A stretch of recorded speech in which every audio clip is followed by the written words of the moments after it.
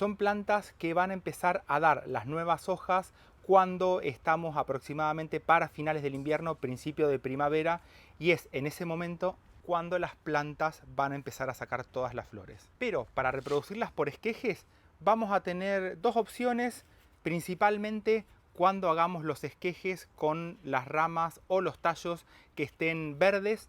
Esto más que nada se hace para finales del verano, cuando la planta todavía está en plena actividad, porque con estos tallos vamos a tener un enraizamiento mucho más rápido. Pero también podemos usar los tallos cuando están leñosos, y la diferencia va a ser el momento del año en el que lo estemos usando. Cuando estamos en verano o para finales de verano, te voy a recomendar usar el tallo cuando está verde, porque esto nos va a asegurar que tenemos mucha actividad por adentro y va a hacer que la planta enraice mucho más rápido. Y las ramas que están así leñosas, esto es mejor usarlo cuando estamos, por ejemplo, en el invierno, cuando la planta ya no tiene hojas. Como ahora estamos para finales de verano, vamos a cortarlos a las ramas. Importante sacar la mayor cantidad de las hojas viejas principalmente, porque es una planta que va a evaporar mucha cantidad de agua. Y acá te voy a recomendar, como es un tallo que enraiza rápido, mínimo 1, 2 a 3 nudos le podemos dejar. Acá lo voy a cortar por arriba porque justo hace una curva. Acá tendríamos un esqueje, y después a este otro le voy a rebajar más que nada las hojas bien grandes. Y si por ejemplo se las queremos dejar estas otras, las podemos cortar a la mitad. Una de las grandes ventajas que tiene la hortensia es que siempre tiene las yemas opuestas. Con esto vamos a lograr que las plantas se ramifiquen de 2 en 2 y va a hacer que el crecimiento sea mucho más rápido. Por acá contamos un nudo con las dos yemas, otro más, y por acá abajo cortamos. Esto es importante cuando no nos quedan hojas, tratar de hacer una diferencia en el corte. Si por ejemplo arriba de todo lo cortamos derecho, abajo lo vamos a cortar en diagonal, para que de esta forma al momento de plantarlas no tengamos el problema de ponerlas al revés, porque esto va a hacer que la planta se retrase mucho y hasta es muy probable que no termine enraizando. Otra ventaja que tiene la hortensia es que podemos hacer esquejes mucho más pequeños, pero para eso hay que usar una técnica distinta que la podemos ver más adelante. Y antes de preparar el sustrato para poner los esquejes, todos los cortes que hicimos los vamos a dejar en agua para evitar que se terminen deshidratando. Y para preparar esta mezcla para hacerlos enraizar, te voy a mostrar opciones que podemos usar. Por acá tengo compost, que esto va a ayudar para que retenga un extra más de humedad. Para alimentarlo, cuando empiezan a salir las primeras raíces y se pone muy poca cantidad, vamos a usar algún lombricompuesto, humus o algún compost que esté bien maduro. Y después una opción que es la que se usa mucho a nivel comercial para reproducir. Acá tengo fibra de coco para que la pueda conseguir, y si no, ahora te voy a mostrar cómo la podemos reemplazar con materiales que tengamos. Y por otro lado, para toda esta primera etapa vamos a necesitar que todos estos esquejes tengan un sustrato que esté bien aireado, no solamente para que puedan crecer bien las raíces, sino que también tenemos que lograr que se mantenga un buen nivel de humedad, porque son plantas con hojas grandes y esto hace que saque mucha cantidad de agua del sustrato donde las cultivamos. Y para airear podemos usar las hojas de los pinos, resto de hojas que tengas en casa. Esto es uno de los principales componentes que uso para cuando hago el cultivo directamente en macetas. Y si no, podemos usar, por ejemplo, las cascarillas. Esta es la que puedas conseguir, puede ser de arroz, de avena. Si no, la podemos reemplazar por perlita. Acá tengo vermiculita, que también funciona bien. Y para los que tengan, por ejemplo, la arena gruesa, la lavamos bien y también es un buen material que ayuda al enraizamiento. Para los que pueden encontrar fibra de coco, vamos a usar un 50% fibra de coco, un 30% de perlita, vermiculita, para ayudar a que quede bien aireado, y después un 20% de compost. A esto lo mezclamos bien, y así no solamente vamos a tener un buen sustrato que esté aireado, sino que también va a retener buena cantidad de humedad para que todos estos esquejes puedan crecer bien. Pero si no llegas a conseguir la fibra de coco, podemos usar una mezcla que tenga un 50% de compost, el que tengas en casa. A esto le estoy agregando, en este caso porque tengo hojas de pino, aproximadamente un 30%. Esto lo puedes reemplazar también por resaca. Y para dar una buena aireación, un 15% de algún material como puede ser la perlita, cascarillas o vermiculita. y el 5% restante le vamos a agregar un lombricompuesto para que todo esto esté bien alimentado. Y es importante que usemos macetas que estén bien perforadas por todo el fondo. Y voy a preparar dos acá. Una con la mezcla esta que no tiene fibra de coco. Y la otra que va a tener la fibra de coco. Esta a veces se suele dificultar dependiendo del país donde vivimos, pero si la llegas a conseguir es una muy buena opción. Y a los gajos que hicimos, esta vez voy a usar hormonas de enraizamiento en polvo. Como tenemos los gajos en agua, te voy a recomendar que a esto lo pongas en alguna maderita y no lo pongas mojado acá adentro, porque cualquier gota de agua hace que las hormonas de enraizamiento se terminen perdiendo. Entonces, en este caso, vamos a tocar bien todo el tallo, no solamente por el corte, sino que también todo alrededor. Y acá es importante después darle unos golpes para sacar cualquier exceso de estas hormonas de enraizamiento que tengamos, porque si queda mucha cantidad, a veces puede jugar en contra. Fibra de coco, perforamos adentro y apretamos bien. Y acá vamos a poner también otro, pero que tiene hojas. En este caso te voy a recomendar hacer el corte en diagonal para que las hormonas entren bien en contacto con todos los tejidos que son los que van a inducir este enraizamiento. Y de nuevo volvemos a golpear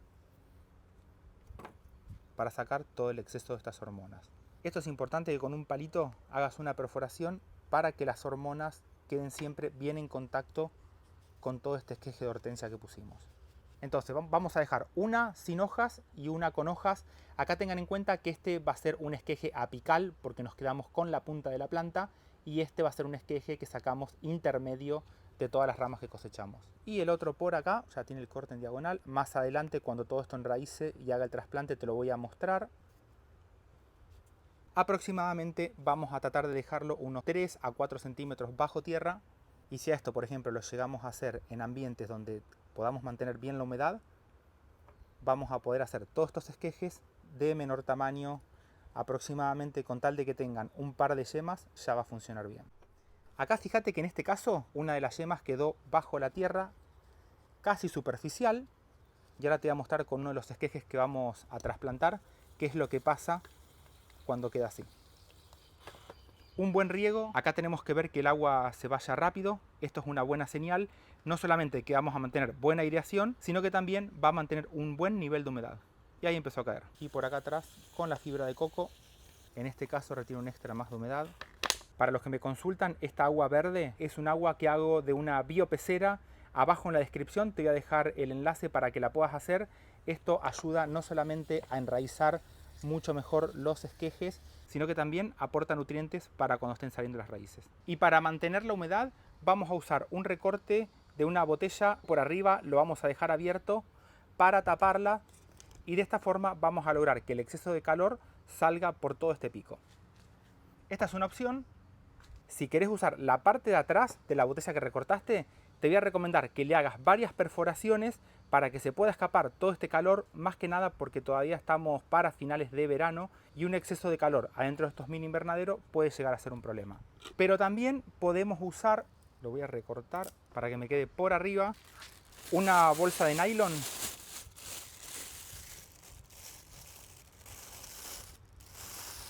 para dejarlo bien tapado, y arriba te voy a recomendar que le hagas cortes para que cualquier exceso de calor se pueda escapar. En esta época, para finales de verano, que todavía hace un poco de calor, que a todo esto lo dejes bien en algún lugar donde tenga buena sombra, que no le dé el sol directo.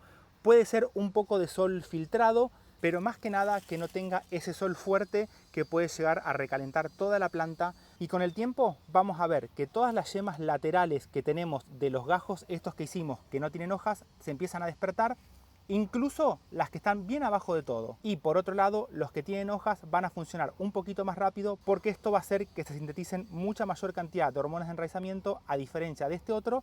Pero en cualquiera de los dos casos vamos a terminar teniendo una planta de hortensia. Y para trasplantar los gajos una vez que enraizaron, la mezcla que estoy usando es un 40% de compost, el que tengas en casa. Puede ser también una tierra negra. A esto le voy a agregar un 40% de hojas de pino, acículas. Esto se puede reemplazar por fibra de coco, por ejemplo, por la resaca de río. Esto más que nada va a ayudar no solamente a mantener todo más aireado, sino que también le va a dar un extra más de acidez, porque el pH es un factor importante para lograr colores azules, blancos o rojos en todas las hortensias. Si le quedan pedacitos de tronco, mucho mejor, porque esto va a ayudar a que quede más aireado. Y después le voy a agregar un 10% de corteza, en este caso es de pino, la que tengas en tu casa. Lo ideal sería que esté un poquito más partida. Y para alimentarlo, un 10% del lombricompuesto. Voy a usar una maceta bien perforada por abajo. Y acá te quiero mostrar no solamente las raíces, sino que también, ¿viste que te comentaba al principio? Cuando dejamos yemas que queden abajo del sustrato, mira lo que pasa. Acá se van a ver bien. Ahí lo limpié bien ahora con agua para que se vea. Cuando estos tallos de las hortensias los enterramos un poquito más, de forma que nos queden un par de yemas bajo la tierra, es muy normal que estas yemas empiecen a activarse y den nuevos brotes que van a salir desde abajo de la tierra, y por eso estos que están de color blanco. Y este brote que está por acá arriba, fíjate que dio raíces. Con una tijera que esterilizamos con alcohol podemos hacer el corte por acá.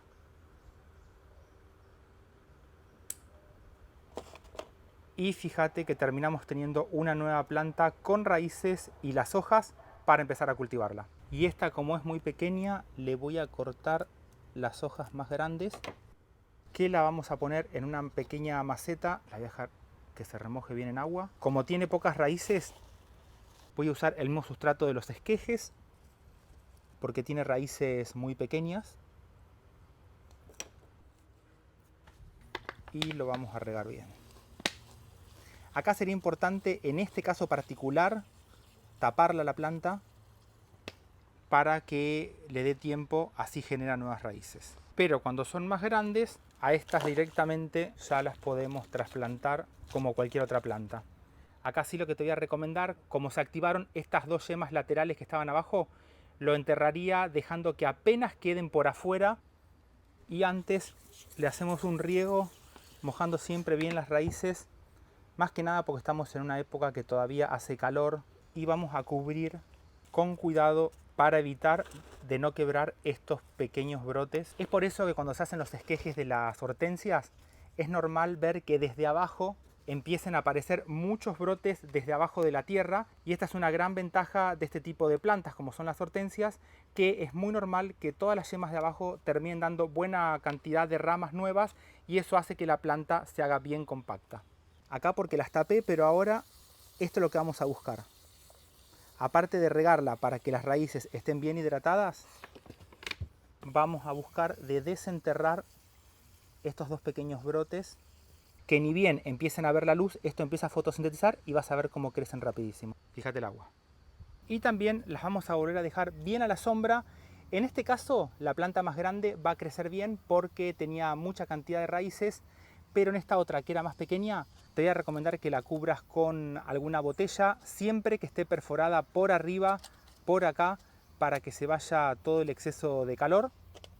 Y es importante a estas plantas mantenerlas bien hidratadas en toda esta época de verano, porque son plantas que tienen hojas muy grandes. Por acá evapora mucha cantidad de agua, pero como son plantas que van a tener una inflorescencia muy grande, cada uno de estos pétalos que vemos por acá en realidad son hojas. Mirá la cantidad que tiene, y por cada uno de estas hojitas va a terminar evaporando mucha mayor cantidad de agua. Por eso es muy importante mantener buen nivel de agua a nivel de todo el sustrato, para que estas plantas no sufran la deshidratación y terminen teniendo buena cantidad de flores. Te mando un saludo grande.